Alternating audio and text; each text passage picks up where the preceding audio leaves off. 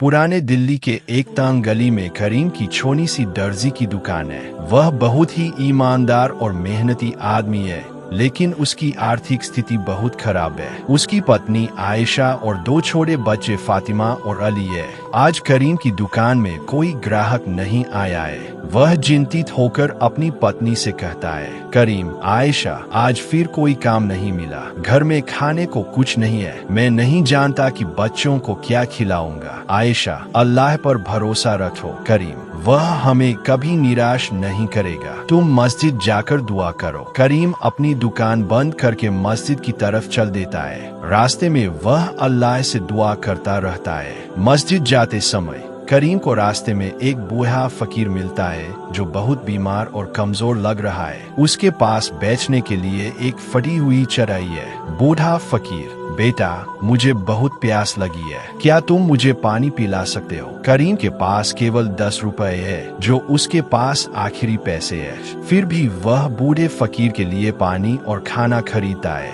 करीम, बाबा जी, आप परेशान न हो, मैं आपके लिए खाना और पानी लाता हूँ। बूढ़ा फकीर करीम की नेकी देखकर बहुत खुश होता है। वह अपनी जेब से एक चमकदार सुनहरा सिक्का निकालता है। बूढ़ा फकीर, बेटा, तुमने मुझ पर बिना किसी स्वार्थ के दया दिखाई है। यह सिक्का तुम्हारे लिए है। यह कोई साधारण सिक्का नहीं है। जब तुम इसे किसी जरूरतमंद की मदद के लिए इस्तेमाल करोगे तो अल्लाह तुम्हें और भी बरकत देगा। यह कहकर बूढ़ा फकीर अचानक गायब हो जाता है। करीम हैरान रह जाता है और सिक्के को देखता रहता है। घर वापस जाते समय करीम देखता है कि उसके पड़ोसी उस्मान का छोटा बेटा बहुत बीमार है। उस्मान के पास दवाई खरीदने के लिए पैसे नहीं है। उस्मान, करीम भाई, मेरे बेटे को तेज बुखार है। डॉक्टर ने दवाई लिखी है, लेकिन मेरे पास पैसे नहीं है। करीम बिना सोचे उस जादुई सिक्के को उस्मान को देता है। करीम भाई,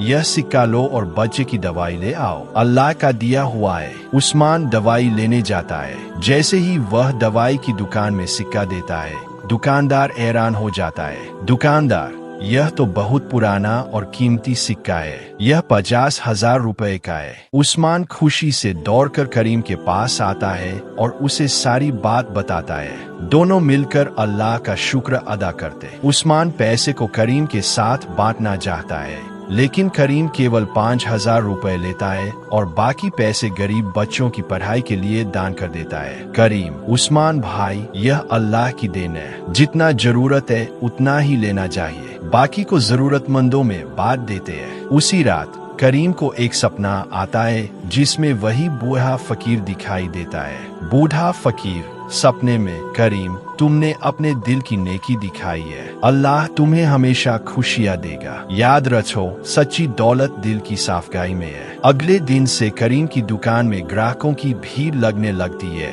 लोग उसकी ईमानदारी की वजह से उसके पास आते हैं। करीम और उसका परिवार खुशी से रहने लगता है। जो व्यक्ति दूसरों की मदद करता है, अल्लाह उसकी हर मुसीबत में मदद करता है। ईमानदारी और नेकी सबसे बड़ी दौलत है।